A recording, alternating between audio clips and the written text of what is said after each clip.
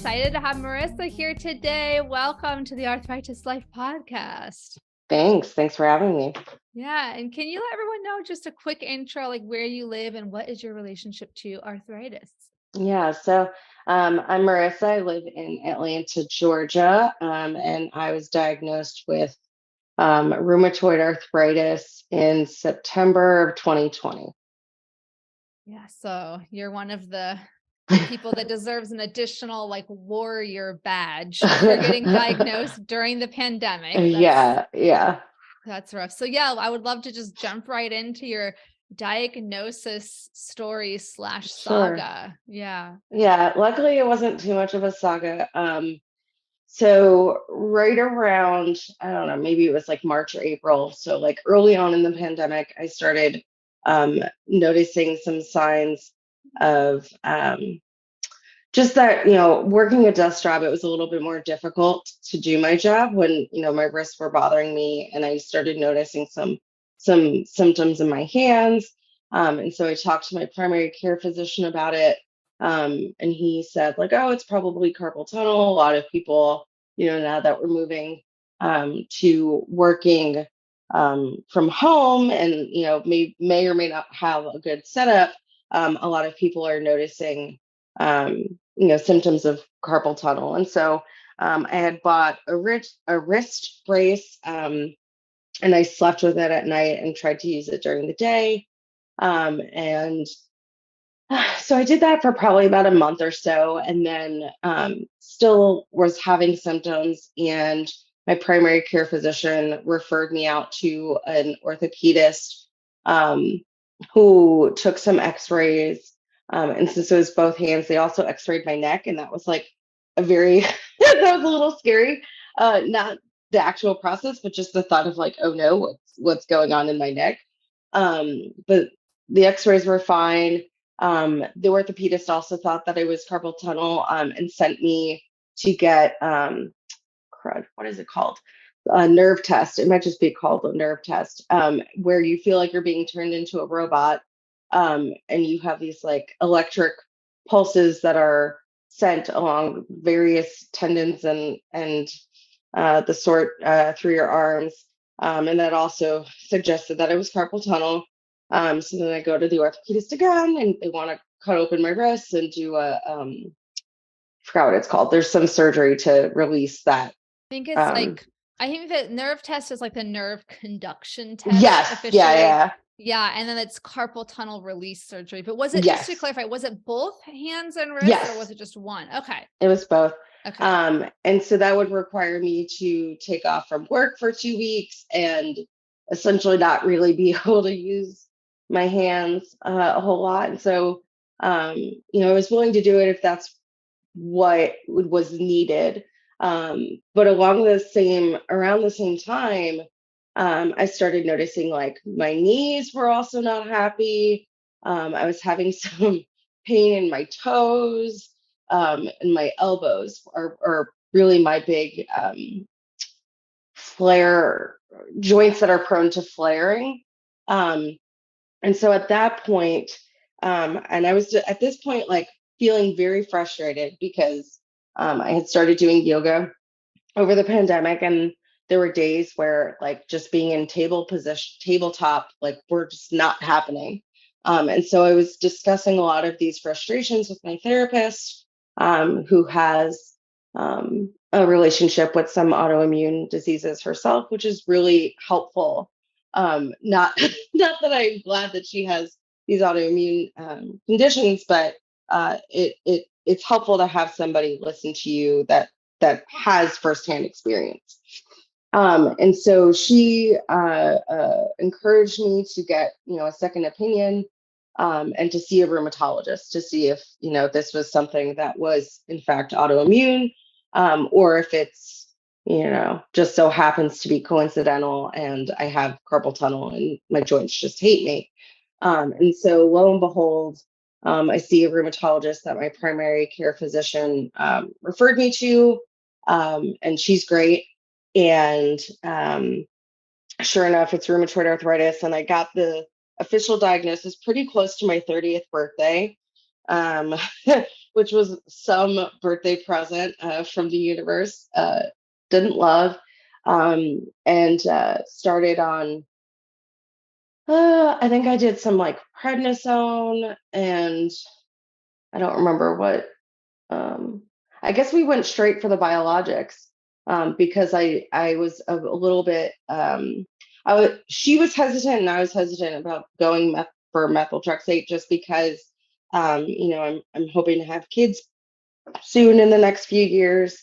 And she has a lot of patients, who are younger and get frustrated by, not being able to drink. And there's a lot of other um, just potential, I guess, side effects. And so we started on Humira, and that was a whole whole process to get approved and whatever we could talk about. But yeah, so I mean, all in all, it's probably about 6-ish months from the onset until I was diagnosed, and from my experience in the Room to Thrive group and reading Reddit, like that is pretty unusual. It usually takes, well, it depends how severe and how quote unquote textbook your symptoms are. It can be faster or slower, but a lot of people, it takes over, a year or two. So, Yeah. and I think, yes, some of the telltale signs are that it's in more than one joint, that it's, that symmetrical, both sides of the body are affected, that it seems to be, the patterns would be also like worse in the morning, worse after inactivity, better with activity. And then did you also have the systemic symptoms like fatigue or anything like that? Yeah, there was definitely some fatigue. But I, also going through a global pandemic, it was a little hard to discern what is due to RA and what is due to just the state of the world. I'm trying to think of other systemic. Yeah, Did I your mean, for me, fingers hurt, or was it only the wrists? oh, my fingers hurt. Your fingers hurt too, because that's the thing. Like carpal tunnel just alone can be usually the wrist, not as much. I mean, it can be the fingers too, but because there's like 30 different muscles in the hand, like half of them originate above the hand, like in the forearm, and go through the carpal tunnel into the hand. The other half originate in the hand. So, but long story short, yeah, the fact that I'm really glad that your therapist, your mental health therapist, suggested it, because first of all, she saved you from a potentially unnecessary carpal tunnel surgery, Yeah, which is yeah, and that, the fact that it was kind of traveling throughout the body to different joints, that's definitely not, carpal tunnel is just in the wrist and hand, not in the right. wrist. So yeah, I'm glad you got your diagnosis, even though 6 months is a long time when you're in pain. Yes. Yeah. And what after, was thinking that initially it might be carpal tunnel, which is something that's like a quote unquote, solvable problem, not a chronic lifelong illness. What was your like emotional response to you were saying that you weren't very happy to get this diagnosis right near your 30th birthday. What can you walk me through your Yeah. emotional journey a little bit? Yeah, I mean, honestly, when I was diagnosed, it felt very conflicting and bittersweet in a way. Like, I was so frustrated in not being able to do the things I wanted to do, and having sort of like a question mark over what is happening to my body. That having any sort of having any sort of framework or diagnosis or just direction at all was like a relief, even if it meant, like, obviously, having a chronic illness. But then at least we can take steps and figure out what to do. And I remember spending a lot of time with my therapist just talking about that uncertainty, that, like, even if it's, something chronic, like, at least then we know what the steps are. Like, is it going to go get the carpal tunnel release surgery? Is it, seeing a rheumatologist? Like, it at least narrows down like the options that you're considering. Um, and I'm very action oriented and task oriented, and so that was huge, like a win in that sense. But it was also I think for a long time, um, it was definitely a struggle to find, I guess, avenues where I could talk about these things, because obviously my boyfriend is, supportive of me and wanted to be encouraging and supportive, but you know, he doesn't he doesn't have rheumatoid arthritis, and so I think that was why early on, like once I had a name, finding groups like Room to Thrive was so helpful for me to just feel like I'm not alone. Yeah. Well, yeah, thank you for sharing that. And it's true, no matter how supportive your friends and family and, romantic partner is and everything, isn't really a substitute in my experience from having people who truly live through what you've gone through. Everyone Hmm. has a different role to play. But yeah, I'm glad you made your way to the group. And yeah, what were some of the highlights, I guess, highlights of being in Room to Thrive, now that we're on that topic, because I always want to share about it. Yeah. I mean, honestly, just having more information that was like credible. I think, in the early days, I would spend a lot of time on Google, and some of it is helpful, but like reading a lot of Reddit posts and like worst case scenario and best case scenarios and very anecdotal evidence is not necessarily the most helpful. And you end up going down a rabbit hole for a long time. And so just having, some more, I guess, knowledge and hacks and again, with like a framework and figuring out, what works, what doesn't work, and why is this happening, um, was really helpful. And then I think having that along with like the non-scripted, just having a support group, and having the marriage of those two things, I think is really important. I don't know that it would have been as impactful if it was just one or the other.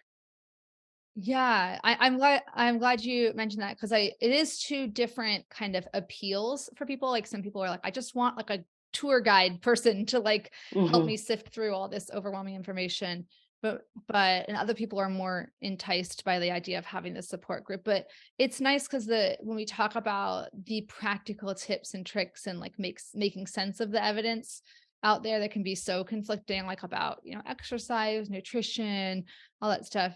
It helps anchor the support group so that we're initially like, hey, let's like talk about how the ups and downs of like when you try a new exercise program and it either does or doesn't work. And then, you're not just having like a free for all support. Like you kind of start like on a topic that everyone shares together, and then you kind of expand from there. So yeah, no, I'm so glad yeah, I'm really happy with how the groups have turned out. And it's funny because when I first started it, I was thinking about like this was like 2019 when the idea was like germinating, and I was thinking about Mm, it being, of course, back then you were thinking about everything being in person.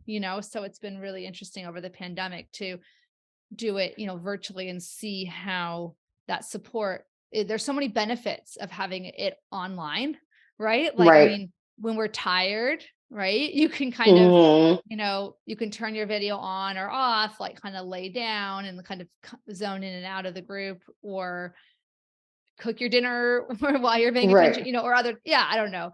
I think it's been really cool. And I know that I mentioned exercise a second ago. I also wanted to give you time to talk about, the role that fitness has played, because I know that's something that's been really important for your like overall disease management. How, Yeah. how did you get into that? How did I get into fitness? Yeah. Um, So I'll spare most some of the long details, but so growing up, I'll say this, I wasn't a fan of gym class, and that was, pre RA even. Um, and so I went to grad school, and in grad school, I found it to be just a really cathartic experience to go to group fitness classes. And I fell in love with group fitness.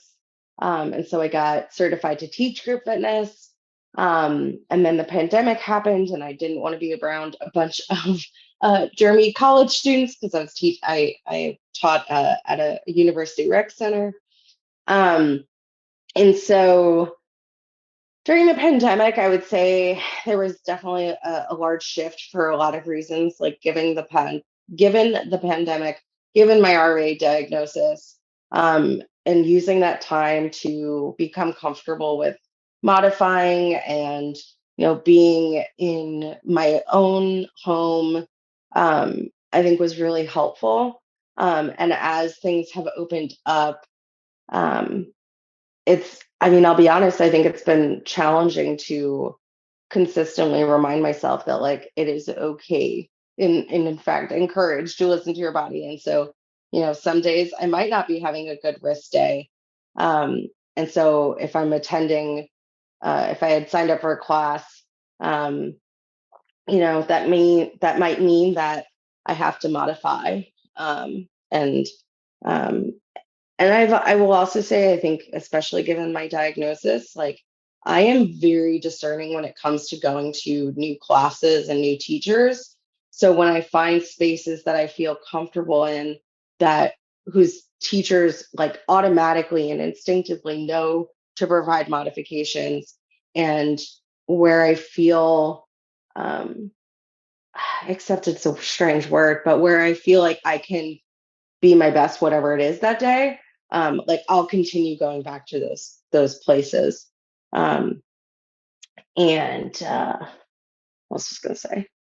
Yeah, and I think the other thing too, in terms of like modifications and moderation, I've gotten a lot better about knowing myself, and so that might mean like not scheduling a 7 o'clock um, group fitness class and then expecting to be able to do an 8 a.m. group fitness class the next day, Right. and just keeping that in mind, um, has been really helpful. I don't know if that answers your question Oh, sufficiently, but no, that's a great. And are you still teaching group fitness now or more participating in the classes yeah. as a So student? I took a break, but I actually this is like breaking news. And I hope I don't jinx it, but I did recently audition at a fairly young group fitness studio in Atlanta, that focuses on like the health at every size paradigm.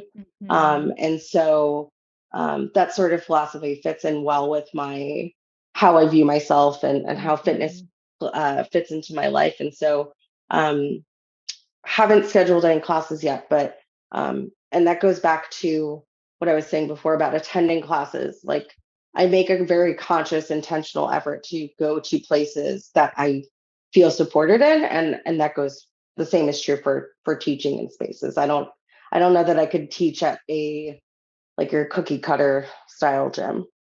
Yeah, yeah. And I've heard of the healthy at every size or health at every size, but can you describe for people who haven't, what does that mean? Yeah, I mean, the idea is that just because you are overweight or your body is a certain size or certain shape doesn't mean that you're automatically like, um, for some reason, the word blacklisted is coming to mind, that Mm. you can be healthy at, you can be healthy at every size. And the idea is to be more inclusive, um, and not focus solely on the numbers on the scale, and to Yes. pay more attention to your body and how it feels. And I think that's a philosophy and a sentiment that I think no matter your weight like is important. Mhm. You've only unfortunately got one body, so you need to be able to take care of it and listen to um, your internal cues. Yeah, yes. And it's so important to recognize that yeah, there is not a perfect correlation between, I mean, there's not a great correlation between like, BMI, like body mass index, and overall health. I mean, when I was my thinnest as an adult, I was my sickest. It was right before I got diagnosed with RA, and I experienced severe weight loss and muscle mass Mm-hmm. loss because it's called rheumatoid cachexia. And, oh yeah, well, I'm on the BMI. Okay, probably at that point I was technically underweight, but they'd be like, oh, she's not Right. super unhealthy because she's not overweight. You're like, okay, but actually my body is being like ravaged by inflammation and that's not good, so, but Right. anyway, there's a whole psychological element too, and as somebody who's always been kind of thin, I can't speak from personal experience, but I think it's a wonderful thing to say, like, um, everyone should be included at a gym. Everyone should feel that they can participate. So I know I'm preaching to the choir, but Yes, it's not just you have to look a certain way to, exactly. yeah, to do dance class or, swimming or yoga or anything like that. So I think that's awesome. Um, I support this movement. And and what effect have you noticed does um your fitness routine have on your RA? Like, do you Mm, feel it sometimes it's hard to correlate, right, one to mhm. another, but some people feel overall, that their fatigue or their sleep get better when they exercise or Yeah. it's Yeah, I different. mean, yeah, I feel there's obviously some comorbidities. So, I have sleep apnea, and Mm, recently, a few months ago, got a CPAP machine, and that has made such a huge difference. So it's hard for me to say what amount of sleeping better is versus exercising, but um, I will say that sleeping better has allowed me to be more active, and attend, more classes that make sense, that I feel welcomed in, that I can modify, mhm. um, and they feed into each other that way. Um, so I guess the short answer is, I feel it's all sort of related, Yeah. and I think even nothing. Ugh, Talking is hard. if if nothing else, I think the movement and having a social outlet is super helpful for my mood, um, Yes. and I think it can all be super helpful. Like, even if I'm having a flare, um, depending if, like, so I take some classes that are like cumulative. So Right. a flare alone won't necessarily stop me, unless, of course, it's like, I guess, super, super bad. But luckily, knock on wood, I haven't had one that's so bad that I haven't been able to attend. Um, Right. but just being able to make a mental note, like, to modify.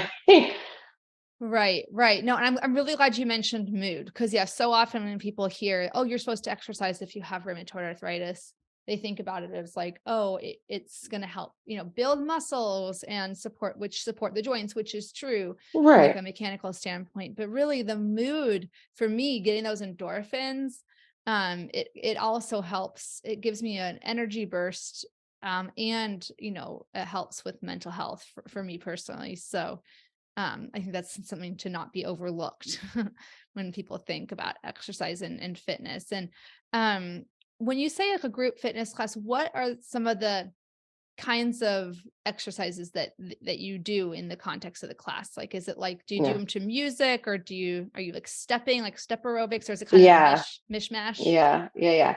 So normally I do classes that do teach to the beat. When I'm Nice. teaching, it's part cardio, part sculpt, so part, body weight exercises. Um, I haven't taken a step class in a long time, but I did pre-RA really like them. I'm not Hmm. sure. I don't know if I've taken a step class since my RA. And I don't know how my body would respond to a step class, just because it's a little bit more, obviously, like, knee intensive. So that's And I do, literally where they have a little like board, yeah, not a board, but like a rubber step in front of you, and you're like yes, step yeah, up, step down, uh-huh, step yeah, up, step down. yeah, Okay, yeah. yeah, yeah. Just want to And make sure. Again, for I, people listening, they might not have seen it. yeah, and I love step classes, and I think they're great if, your knees are not a problem joint for you. But yeah, I don't know how that would go over now. And I Yeah. also take I also take burlesque classes as well. Fun. And that has actually been, uh, I mean, I'm taking them for a lot of reasons, but oh, the sun is in my eyes. Oh, sorry. That has been really helpful because it's definitely a workout, but because it's burlesque, it is a slower Mhm. movement by the nature of it. And so if it doesn't feel like as as taxing on the body, even though there are certainly classes that are have been difficult. Yeah, and I think burlesque and I only know of burlesque from being a swing dancer, but it can also really help you feel in touch with like your, sexy side, for lack of a better Hmm. word, which often when you start labeling yourself as like I'm a person with a chronic illness, you sometimes feel like that doesn't go together with being, Right. sexually desirable. So that can be a benefit. I'm going to stop for one quick second. But I realized I forgot to actually define for people who might not have heard of it, what is burlesque? Yeah. So um, I think there's a lot of, hold on, I was trying to move the thing. There's a lot of different types, I guess, or styles, but it's typically done with the intention of, the art of the tease. And so it's more sensual and sexual, though it's not necessarily explicit. And so for some people or some numbers, that could look like, you know, just like a slower style of dance. I've attended a show where some of the performers will start off with like a big feathery sort of dress, and then as the performance goes on, they remove the dress, and then they're like wearing like pasties and some sort of like underwear, and there's certain, depending on where you're performing, there are certain laws, like blue laws, about what you can and can't show. And that's like a whole other thing that I didn't realize until I had started taking the classes. And so I say that to say that it's not necessarily like inherent or required to remove clothing as part of the dance. Um, and what else was going to say? And I would also say that I think it's like like lyrical dancing is sort of my take on it. Um, I love I think that. there's a lot of uh, like some classes or some routines might use like a chair as the prop. Other Mhm. classes or choreography might include some floor work. Some classes may have neither. Um, and yeah, it's one of those things that I was interested in. And there's a studio not super far from my house that has classes and is like a very explicitly inclusive Mhm. studio, and, welcomes all shapes and sizes. And, I'm in a plus size burlesque class, and as well as a level one class. And it's just been, yeah, I think it's just been like really encouraging, I guess, for me, for a lot of reasons. But Yeah. I love that. No, and there's a little bit of an overlap between like the Lindy Hop and swing dancing community and burlesque, because I think historically they might have like kind of mm, they were invented, for lack of a better word, around the same mm, time. But yeah, I think there is something really neat about like being able to connect to your body, yes, that yes, way, and hmm, connect to the music. And yeah, I think it's cool. So maybe it will inspire other people to to do that, because I think, a lot of times people, when they're again recommended to exercise with rheumatoid arthritis, they tend to think straightforward, like, oh, I need to join a fitness class, which obviously, as you hmm, mentioned, group fitness can be super helpful, but you hmm, also can get some of the same benefits from dance. You can get hmm, some of that cardio and that stretching and that hmm, strengthening. hmm, Strengthening can be a little harder to get, but I think about when I did Lindy Hop and did a lot of Charleston, that is hmm. strengthening in your quads, because you're like Oh hopping, yeah, hopping, hopping, uh-huh. kicking, hopping, kicking, hopping. It's like Yeah, basically like a step aerobics without the step. But right.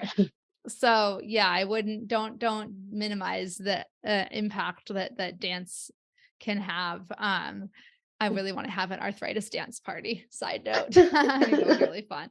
And on a totally different note, but maybe overlapping, I always like to talk about emotions and coping. And, Mhm. before we recorded, you mentioned you've been, learning how to be less judgmental of yourself and take it slow and kind of help just do things to help you come to terms with this rheumatoid arthritis life, the life that Yeah. you're in now. I would love to Yeah. just hear more about that. Yeah. I mean, I was, I guess, fortunate in a sense. I've been in therapy for a long time. And so like I've sort of alluded to or mentioned earlier in this recording, my therapist was really influential and impactful um, during the whole like diagnosis and prognosis journey. And I think having my therapist and having the Room to Thrive group really helped me process some of those feelings. And I think I haven't done it in a while, but when the pandemic first started, I was also meditating very regularly. And so I think that was also helpful just to give myself space to process. But in terms of where was I going with this? I was Oh, getting somewhere. learning to be less judgmental of Oh, yourself and yeah. taking it slow. Yeah. Yeah. I think I think that for me, like I guess this isn't silly, but like going to group fitness classes and sort of rediscovering like fitness, both in the sense of like post pandemic, if we can be considered post pandemic, but also in the sense of post diagnosis. I think going through that practice um, and finding ways to move my body that feel good is also really affirming for me from an emotional standpoint to recognize that um, I'm not that I'm not broken. Like my body still works. It's just for some people, even without RA, they may have bad knees or maybe they were previously in a car accident or what have you. I say that because similar instance happened in a burlesque class. But my point is like everybody has some sort of flaw, if you will, or problem area that you either have to work around or work through. And I think for me, going through and rediscovering fitness has been what's the word I want?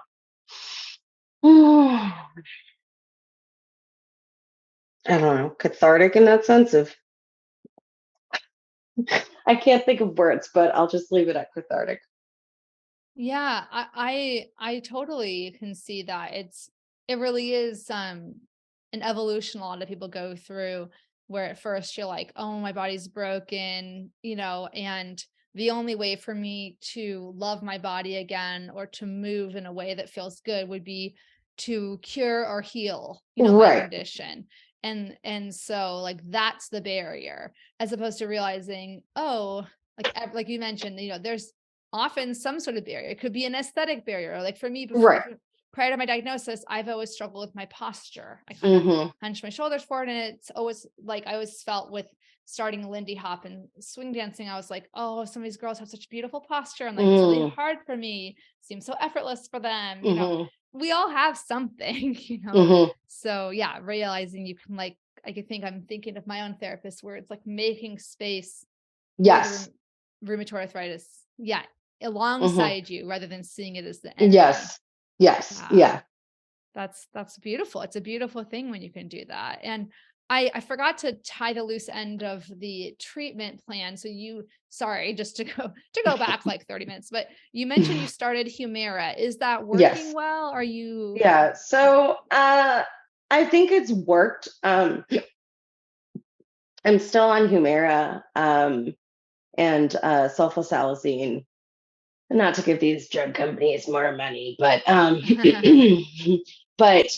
mean it's working. I don't know that it's working as well as it could be. Mhm. And so there's probably some room to play with in that space with my rheumatologist.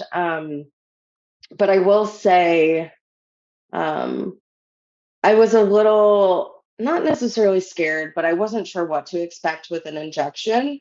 Um, Mm-hmm. and I worked with the nurse ambassador, I think they're called, through AbbVie, who I guess we video called. I don't know how we would have done this through a phone call. Um, I think we had a video call for my first injection, and that was really helpful. And so it's not super scary anymore. And so I'm open to trying a different injectable. What else was I going to say Do there? you use the pen? Is it the auto Yes. injector pen, not Yeah. the manual? Okay. Yeah, it's an auto injector. And I've also previously been on Plaquenil, along with Humira, and that led to some GI issues. Mm, And I've done short courses of prednisone when it was super bad in the early days, just yeah. to get it a little bit more uh, I don't Put the want to say fire out. reasonable. Yeah. Yeah, yeah, to put the fire out, so to speak. Mm-hmm. But yeah, I feel like I've become more talented at saying lots of long drug names. So I guess Yes, that's a yes. I guess that's a Sulfasalazine, benefit. Plaquenil. Yeah, Yeah. yeah, yeah. Humira. Yeah. And I think what you said earlier, it really stuck with me. What you just said that you were in, I don't want to put the words in your mouth wrong, but basically that it's working, but it's not perfect. Like you're not in that Right. clear medicated remission, but you're not in a horrible flare up. And it's really Right. hard to know what to do in those times because you're like, Hmm. well, if I switch to a different biologic, it might work better, but it might not work as well. And then I would Yeah. wish I didn't switch. I find that uncertainty really hard for me to cope with. Do you also? Or are I you mean, just maybe to chill? some extent. Like I haven't, I'll be honest, I have obviously very limited knowledge of other biologics because Humira is the only one I've taken. Mm-hmm, But mm-hmm. I think now, obviously, hindsight's 2020, but it's a lot easier for me to reconcile, like, okay, if the next drug, let's say it does nothing, like, what is the worst case scenario we're looking at? And I have felt that previously, right? Like, I would imagine that that would be akin to my completely untreated RA. And while it sucks, like, it's definitely not fun. I think knowing like sort of the range that we're like playing with helps me mentally feel a little bit more prepared for what is reasonable. Um, Yeah, and I that's think really the other thing, logical. Yeah. yeah, and I think the other thing too, that I have the privilege of is, with my rheumatologist, I have never felt um, like it was a one-way street. And she is very um like it is a conversation, and we're talking discussing it together. And so I feel supported, and I think that that's this is something that we have talked about in the Room to Thrive group a lot, is like being your own advocate, and how do you handle um physicians when they're not necessarily doing that. And so for anyone who's maybe listening um and feels that way, I would strongly suggest, like, you have a choice in the matter for the most part of Mm-hmm. who you want to work with. And if they're not if they're not meeting you halfway, like, it's no different than you being the customer and going to a pizza place and they've messed up your order. Like, it's okay to say that they've messed up your order. um Right. yeah, I don't know if that, yeah, I don't know if Yeah. that resonates, but Oh no, it definitely does. And I think, um, there's a phrase for it and it's slipping my memory at the moment, but there's a like a phrase in rheumatology for that patient provider relationship and how patient outcomes are better based on research. They're better when it's a collaboration, a collaborative experience, or conversation between the patient and provider, not just like the provider, aka the doctor, being the right, voice of God saying, you must take right, Humira, you must take this. right. It's more like, okay, like treating you as an actual human and having a human conversation and Mhm, then explaining to you the pros and cons. Like, I'm on mhm, my fourth biologic now. So it is a really like, it's a more longer back and forth conversation, because the more you get down the road of different biologics, there's, it's like the research is catching up, right? Because they've only been out Mm-hmm. for like 2 decades. And for some Right. people, they're on one for like 15 years. So it's Right. like initially we had a more of a database to go from, but now it's a little bit more of that art. There's an art and a Mm-hmm. science to the decision making. And Mm-hmm. she really listens to me, and it's more like, okay, we kind of figure out like, am I going to be more of a risk taker? Like, ooh, this medicine, like high risk, high reward kind of thing, versus am I going to be more conservative? And Mm-hmm. anyway, so yeah, you're describing exactly the ideal, I would say, which was that you said it's not a one-way street, it's collaborative, and hopefully, people listening, unfortunately, there is a rheumatology shortage in some geographic areas. So if Mm-hmm. you're living in a rural area, that can be hard. But one of the best things about telehealth is that you can have better access sometimes, right? So Mm-hmm. if you live in like rural Minnesota or something, you can maybe do a video conference and, for some of your appointments, and come in physically, if it's like a 3-hour drive. Right. I should have said Nebraska, like Minnesota's not that rural, but you know what I mean? You Yeah. can, yeah, do that. So that's really, really helpful. Um, and by the way, earlier you said you were in what did you go to school for? Sorry, I'm just tying up loose ends from earlier. I went to school, so I went to undergrad for neuroscience, and then I have my master's in neuroscience from Georgia State University. I don't know why I blanked on the last word there, but um, yeah, and so I had mentioned that during grad school, I spent a lot of time, um, not as like a gym rat, but I definitely spent a good amount of time at the gym across the street. Um, And what else was I going to say there?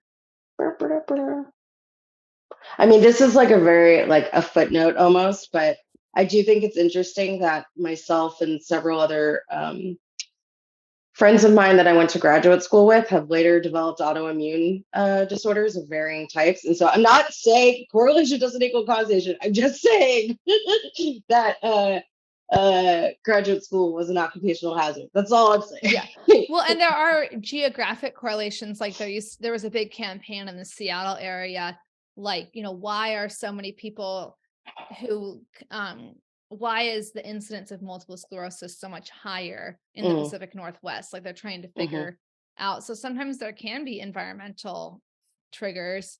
Um, so, and I think, oh, what I was going to ask about work is, I know a lot of people, one of the biggest questions they have when they get diagnosed is, am I going to be able to work? How is this going to be able to affect my work life? Like I know you were mentioning your first symptoms mhm, were, notable because they were interfering with your ability to mhm. work from home. So how are you managing work with rheumatoid arthritis Yeah, currently? yeah. So that's a good question.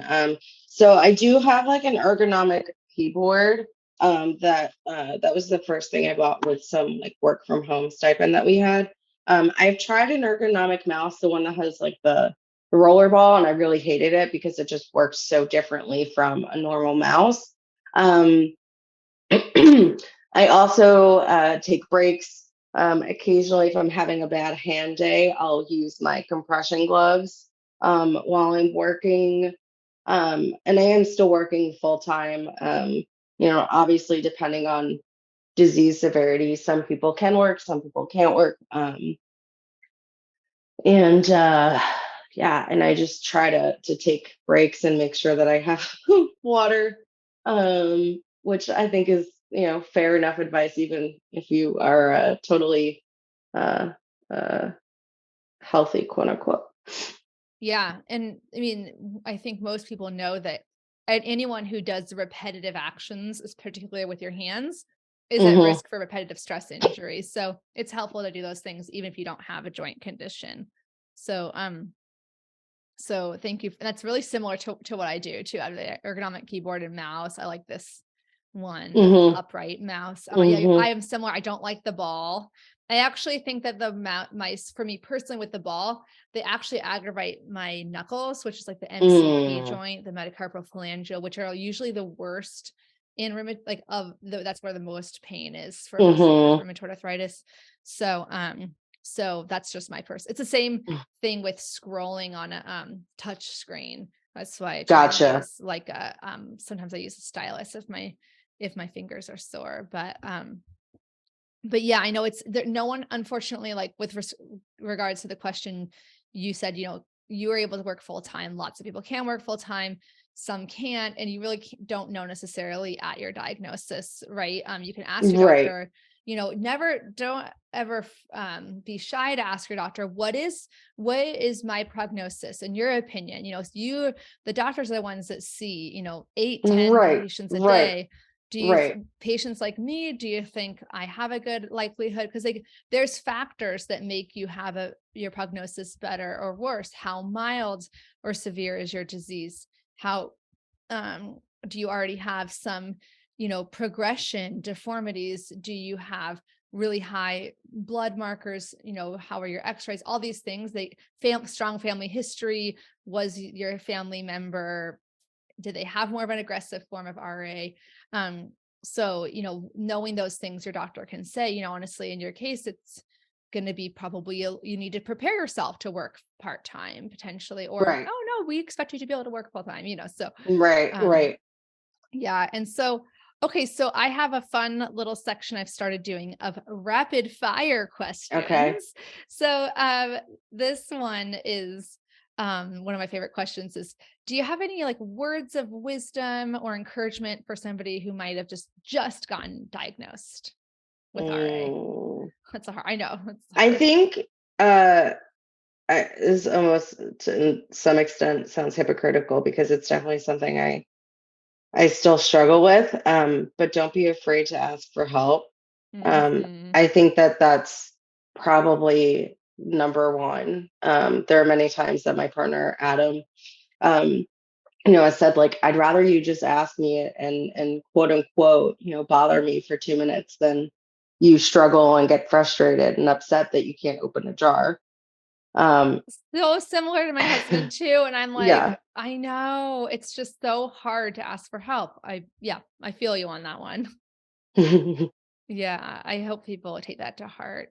Um, and I think a lot of us we can get stubborn because we're like, I don't want my rheumatoid arthritis to be the reason I have to have help. It's more like this is what it is. Yeah. Yeah, make your life easier. Do you have a favorite arthritis gadget or tool in your toolbox? Yeah, so I promise I promise Cheryl didn't tell me to do this, but the kit the can opener from Kitchen Mama has Yeah, been such a lifesaver. the one Because touch one. Yeah. yeah, Hmm. because for a while we were using, the manual can openers, and it got to Yeah. a point where, for various reasons, I mean, they're definitely cheaper, but it that motion is just not great. And having a tool that turns a potentially super painful task into something super duper easy, Hmm. especially when we didn't want an electric can opener that took up too much counter space. Like it's worth every penny. Oh, I know. I love that you can store under the counter. That was a huge selling point for me too. And I'm not an affiliate. I just like it. Yeah. And then do you have a favorite book or movie or show you've been consuming Uh, recently? um, that's a good question.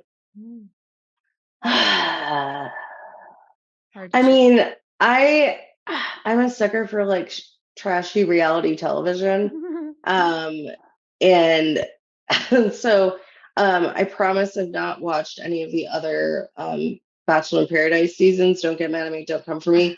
But I am watching the most current season of Bachelor in Paradise.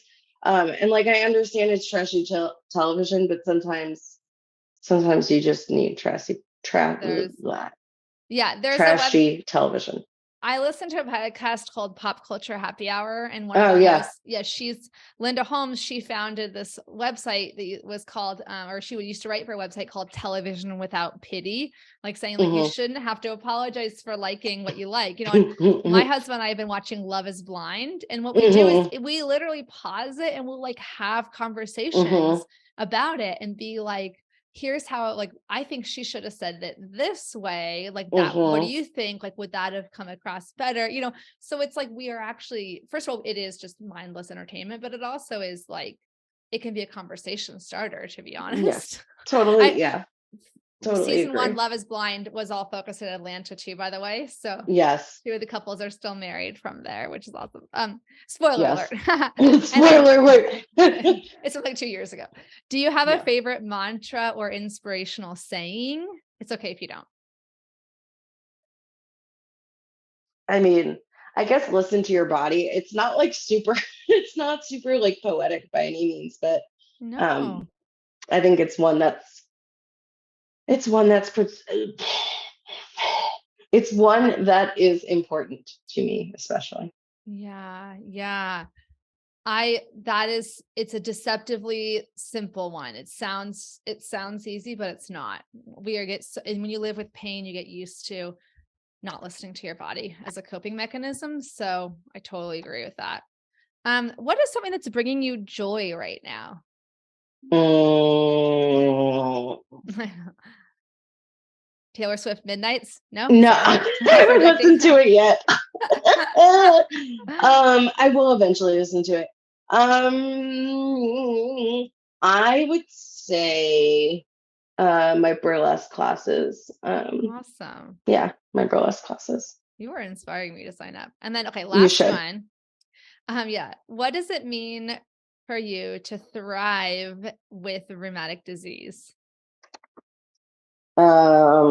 To I feel like this is like a cop out answer, but I don't know how else to express it. Um, to be able to function to my highest ability, to my fullest ability, to be able to do the things that I want to do, even if it means having to modify during a group exercise class or, um, you know, making sure I get enough sleep or what have you. Um, yeah, that I'm still, I'm not succumbing to my illness and forfeiting everything that I, enjoy about life, but rather finding ways like to repeat what you said earlier, to find ways to you said it so much better. To No, find what was ways I to gonna say? move alongside it or Oh to yeah, yeah. To thrive something along those lines. alongside it, live Yeah. alongside it, allow it rather than seeing it as the enemy. Yes. Yeah. Yeah. Exactly. Not Yeah. see it as the enemy, but just see it as, just part of me that, has to be taken into account.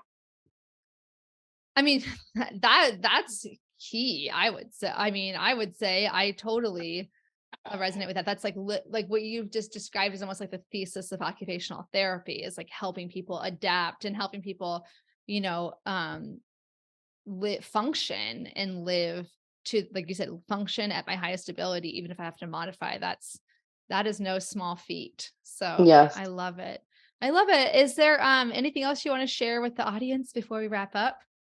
Um, I mean, honestly, I think I feel similarly about, physicians as I do about like group fitness practitioners. Like I think any good quote unquote Mhm. practitioner in either of those fields, if if you present a potential complication or concern about the class or about the treatment, like it should become a conversation and there should be a modification available. Like Yeah. I know that maybe that's idealistic, but um, you know, that's I love my that. two I cents. love that. I think that's super helpful. Yeah.